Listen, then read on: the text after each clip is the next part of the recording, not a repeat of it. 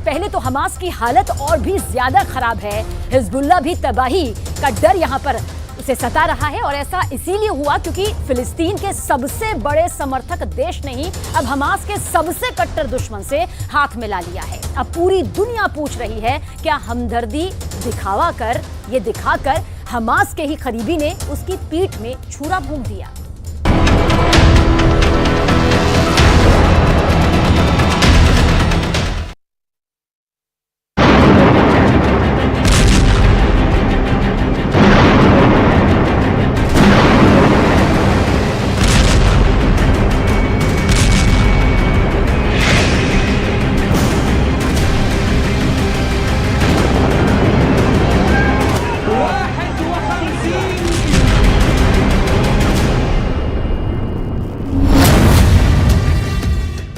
Israel ने कह दिया है कि हमास का खात्मा तय है।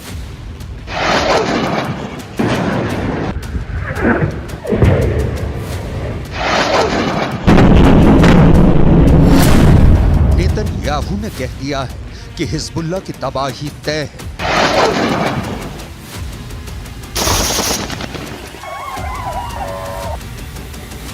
अमेरिका और इजराइल दोनों कह रहे हैं कि हूथी भी मारा जाएगा।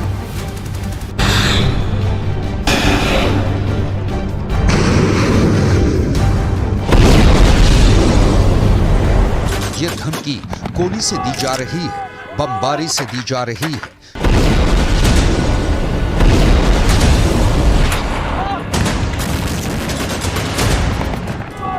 मिसाइल के हमलों से दी जा रही है, लेकिन हमास को खत्म करने की सबसे बड़ी सुपारी तो उसके सबसे बड़े हिमायती ने ही दी है।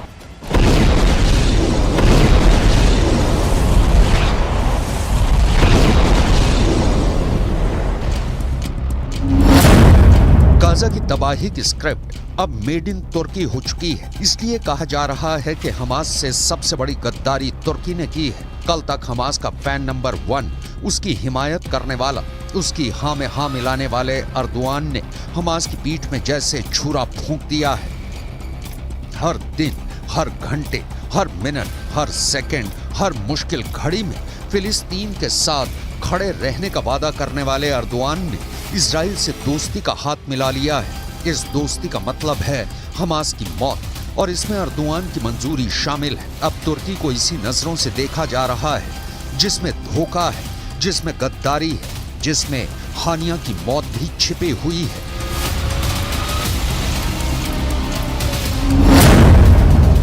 गाजा में बमबारी शुरू होने के बाद से तुर्की और इजराइल के बीच व्यापार 34.8% तक बढ़ गया है। इजराइल को तुर्की का निर्यात नवंबर में $319.5 मिलियन से बढ़कर दिसंबर में $430.6 मिलियन हो गया। यानी एक तरफ युद्ध चल रहा है और दूसरी तरफ तुर्की कारोबार कर रहा है। मतलब ये कि युद्ध होने के बाद से तुर्की और इजराइल के बीच व्यापार बढ़ गया है। जब गाजा में खून खराबा जारी है, तब तुर्की ने इजराइल को एक्सपोर्ट का सबसे बड़ा डेस्टिनेशन बना लिया। तुर्की ने फिलिस्तीनियों की जान की कीमत अपनी एक्सपोर्ट वाली डील से मिटा दी है। यही वजह है कि तुर्की और आसपास के पूरे पश्चिम एशिया के लोग अर्दोआन से सवाल कर रहे हैं। इस वक्त इजराइल की सेना की वर्दी भी तुर्की में बन रही है। इस वक्त इजराइल जिन जूतों से गाजा को रौंद रहा है वो भी तुर्की में बन रहे हैं। इस वक्त ठंड से बचने के लिए इजराइल के सैनिक जिन गर्म कपड़ों का इस्तेमाल कर रहे हैं वो भी तुर्की में तैयार हो रहे हैं। ये दुनिया जानती है कि गाजा में अटैक के बाद सबसे पहले अर्दोआन ने इजराइल की निंदा की थी। अर्दोआन ने तो नेतन्याहू की तुलना हिटलर तक से कर डाली थी। अर्दोआन ने हर समय फिलिस्तीन के लोगों के साथ खड़े होने का वादा किया था, लेकिन अब इस सच्चाई से पर्दा उठ चुका है। पूरी दुनिया को पता चल चुका है कि भले ही तुर्की के राष्ट्रपति तैयब अर्दोआन फिलिस्तीनियों के साथ खड़े होने का ढिंडोरा पीट रहे हैं, लेकिन असल में तो वो नेतन्याहू के साथ मिलकर बहुत खामोशी से अपना कारोबार चमका रहे हैं। गाजा हर दिन मर रहा है। वहां के लोगों को युद्ध की बहुत बड़ी कीमत चुकानी पड़ रही है। हर बढ़ते दिन के साथ गाजा में इजराइल की फोर्स का ऑपरेशन तेज होता जा रहा है, तो दूसरी तरफ हमास के हिमायतियों की भी खैर नहीं है। लाल सागर में कोहराम मचाने वाले हुथी विद्रोही अब अमेरिका और ब्रिटेन के टारगेट पर आ चुके हैं। ब्रिटेन की नौसेना के डिस्ट्रॉयर डायमंड ने हुथी के 21 ड्रोन और मिसाइल को मार गिराया है। डायमंड के हमले से हुथी विद्रोहियों को बहुत बड़ा झटका लगा है। इस हमले में 18 drone, 2 anti ship cruise missile और 1 एंटी शिप बैलिस्टिक मिसाइल को लॉन्च होने के बाद ही गिरा दिया गया। गाजा में चल रही बमबारी के बाद हुथी प्रोएक्टिव है। उनको ईरान का समर्थन भी हासिल है। वो लाल सागर में इजराइल के जहाजों को निशाना बना रहे हैं। 19 नवंबर के बाद से लाल सागर में कार्गो शिप पर ये हुथी का 26वां हमला था। हुथी विद्रोही लगातार इजराइल पर हमला कर रहे हैं। क्रूज मिसाइल भी फायर कर रहे हैं। बैलिस्टिक मिसाइल से भी इजराइल के दक्षिणी इलाके पर अटैक कर रहे हैं। साथ में इजराइल और अमेरिका को लगातार धमकियां दे रहे हैं। हुथी विद्रोहियों के टारगेट 2 हैं। पहला है इजराइल और दूसरा है अमेरिका।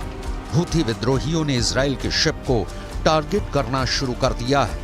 वो अमेरिका को भी अपना दुश्मन नंबर 2 मानता है।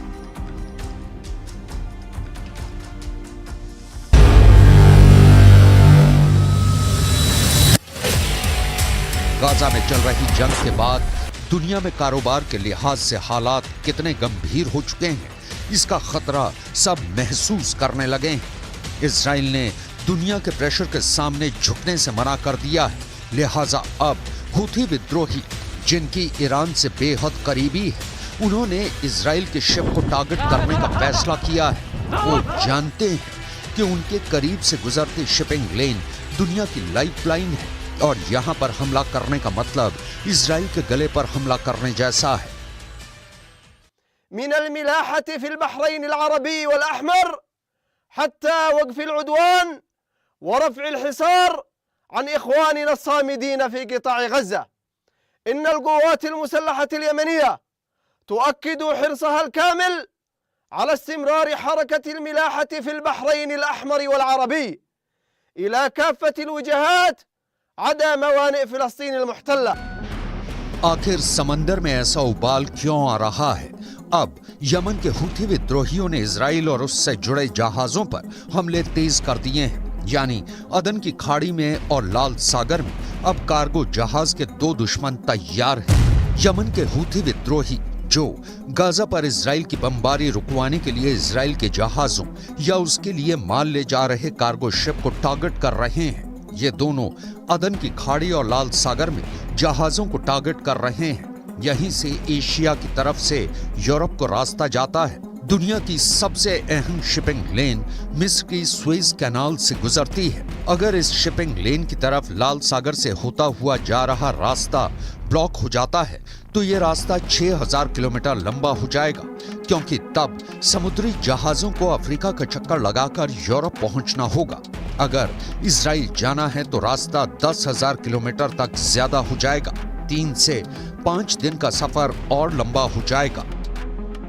ज्यादा फासला यानी ज्यादा लागत, ज्यादा वक्त और कारोबार, पूरी तरह चौपट। यही है यमन के हुथी विद्रोहियों का टारगेट, क्योंकि वो गाजा में बमबारी का बदला इजराइल के जहाजों को बनाकर करना चाहते हैं और ऐसा उन्होंने करना भी शुरू कर दिया है।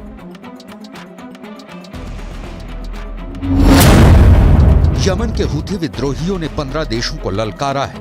यानी हुथी विद्रोहियों ने 15 देशों से युद्ध लड़ने की तैयारी कर ली है।